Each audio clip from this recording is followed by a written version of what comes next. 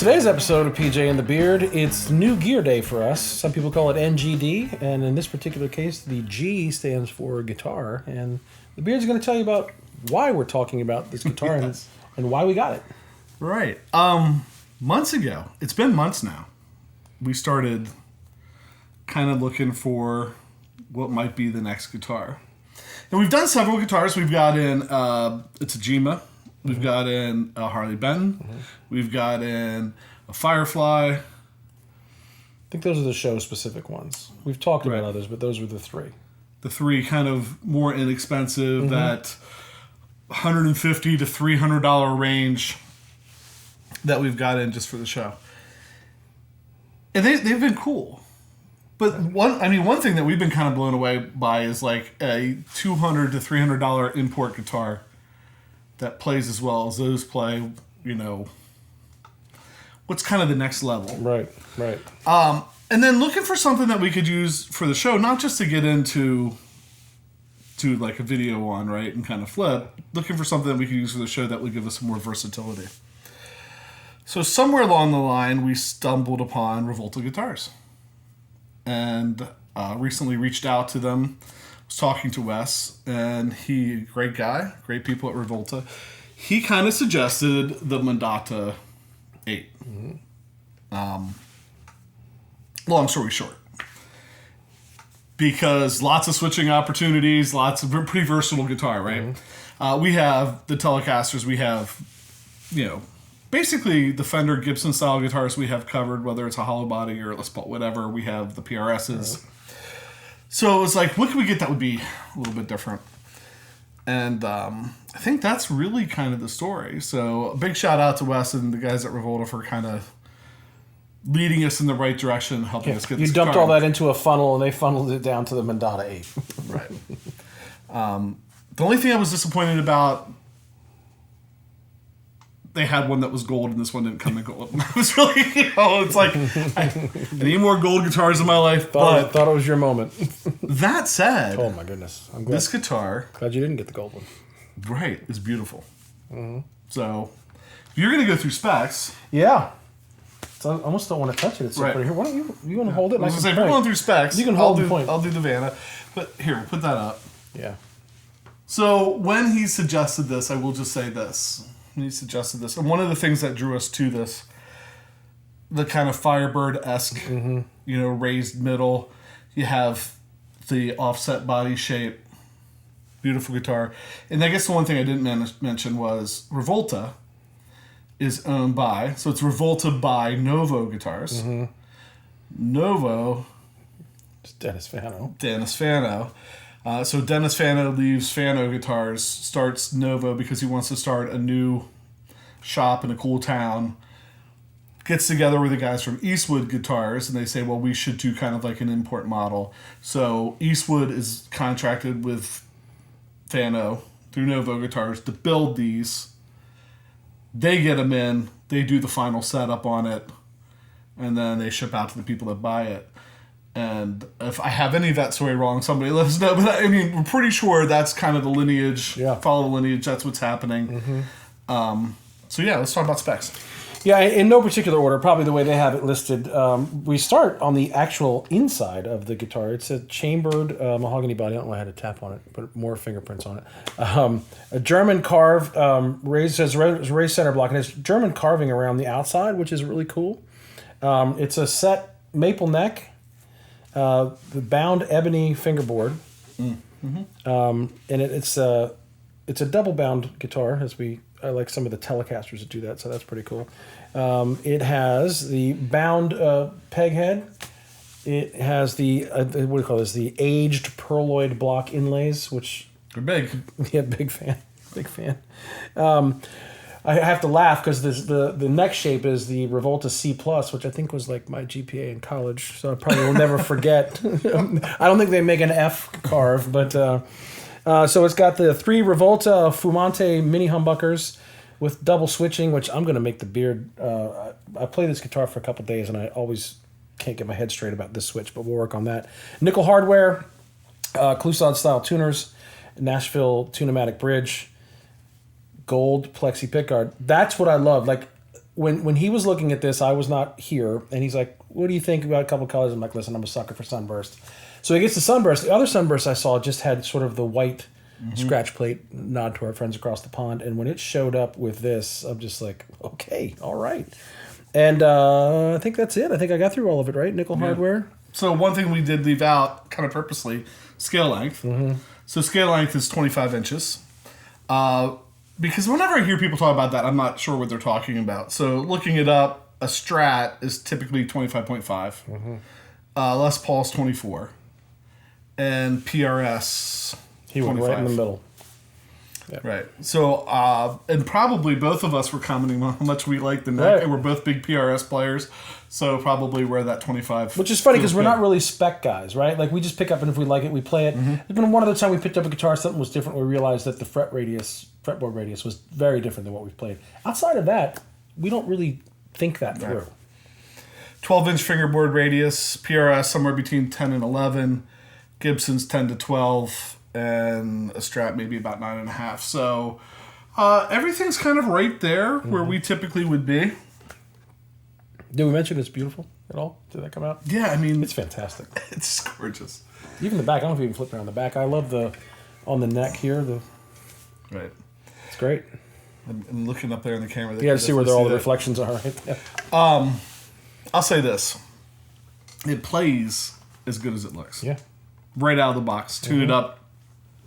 Sounds great. So the thing that we figured that we would do here, because this isn't really kind of a guitar review as much as we wanted to say, hey, meet the new guitar on the show. Because you're going to be seeing it a lot, because we got it with the intention of using it a good bit in the show. It gives us something different with the 3 mini humbuckers. Let's talk about the switching system. I'm going to have to learn this real quick. Yeah, I don't understand why he's having trouble with it. Personally. I just go middle, and I just call it a day. And I get great sounds out of it. But there's way more sounds than that. Right. So basically, to break down the switching system is very simple. The top switch is like any standard 3-way toggle you're going to get. So all the way up, you have the neck. All the way back, you have the bridge. In the middle, you have the neck and the bridge. I think the easiest way to think about this bottom switch, and you can tell he was playing it last because it's in the middle, is this controls our middle pickup. All the way down, pickup off. In the middle, brings the pickup into the circuit. At the top is middle only. So when you have it in the middle, now you can have neck middle, bridge, or middle bridge. So you're just always adding that to whatever's going on up here. If you go all the way up, you're just that middle pickup. So with that said, some clean sounds. We figured out we'd throw some clean sounds through the pickups, and then throw some dirty sounds through the pickups. And should I be stopping and telling which combination it is in between? Either that or you want to type it in. I don't know. So if we go right now, we have bottom toggle all the way down, middle pickups totally off. We're in the neck position, and that has like a... What's that? Tyler. Oh. There's no real reference. This is all referenced. Yeah. But we are using the Tyler PT22. So here we go. It sounds like...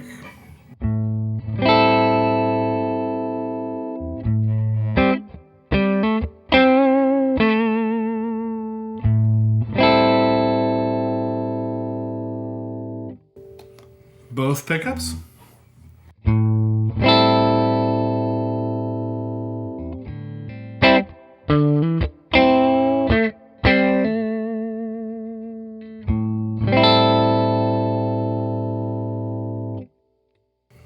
Bridge.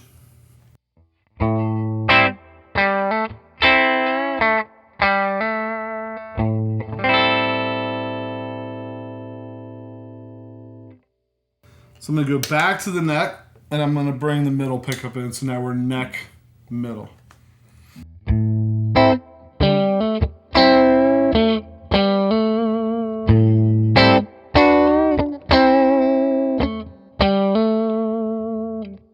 So you're getting a little bit of that kind of quacky thing? Getting into Stratville a little bit. All 3 pickups?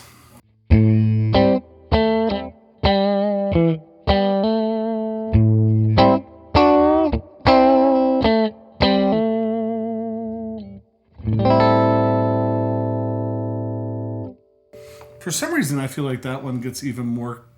That's the one I've been using most. That's why it was in that position when you picked it up. Bridge and middle.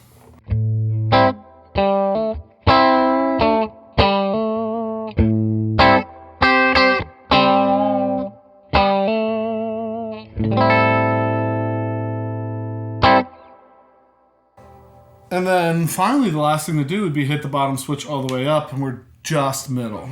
I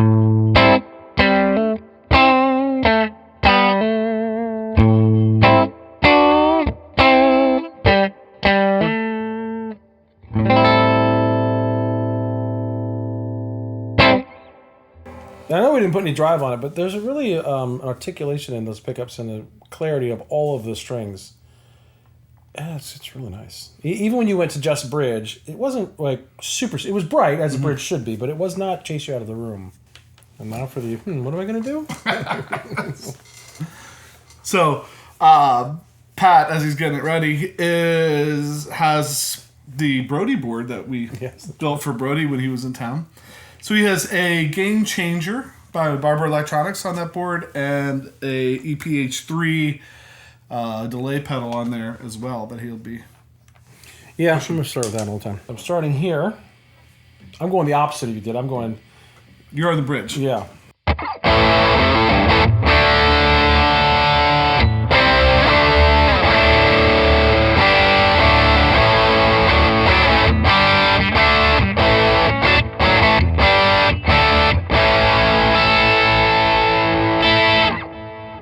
A lot of grit, a lot of bite on that.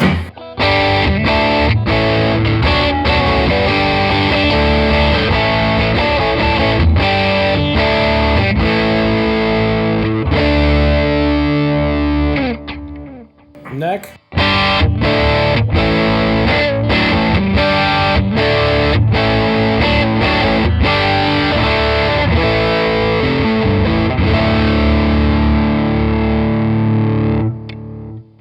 Back down, and I just invited the middle pickup to the party, right? Right. Bridge and middle. Yeah. This is a really cool setting, I think.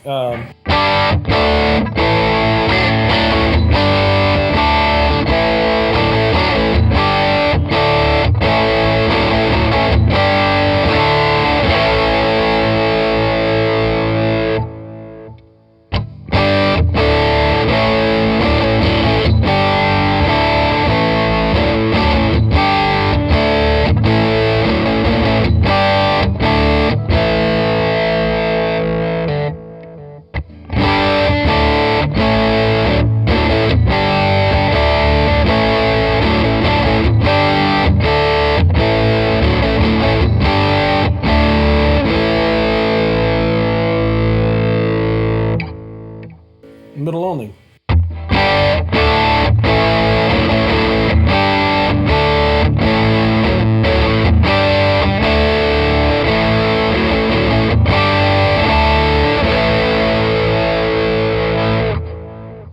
That is a nice pickup. It's really easy to play. I came over and visited with it in the parlor upstairs. We hadn't even plugged it in, and just playing it the way it came set up, and maybe because it's a little commensurate, a little bit maybe with some of the PRS stuff we're familiar with, but it's really easy to play. Right. So one of the things I've heard when we start getting into guitars in this price range that are imported is that, you know, I'm not going to spend that kind of money on an import guitar. Right.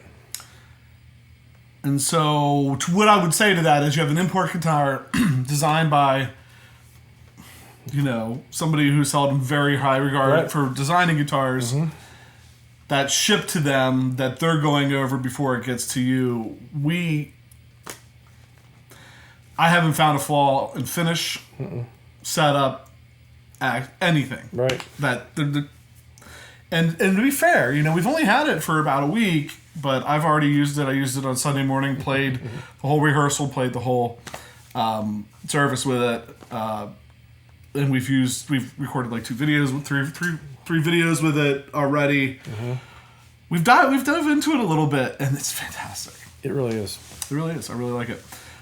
So this is kind of like a welcome to the show episode. Welcome, the Rivolta Mondata VIII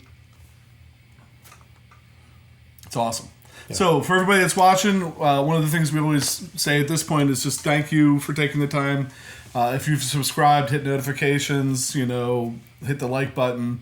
Left us comments if you've gone out to Instagram or Facebook and talk to us there. Any time that you interact with the show, it really helps us out, and we want to make sure we take a moment in every episode to thank you for doing that. And with that, PJ, on behalf of the Beard, remind you, no matter what you hear, you never have too much gear.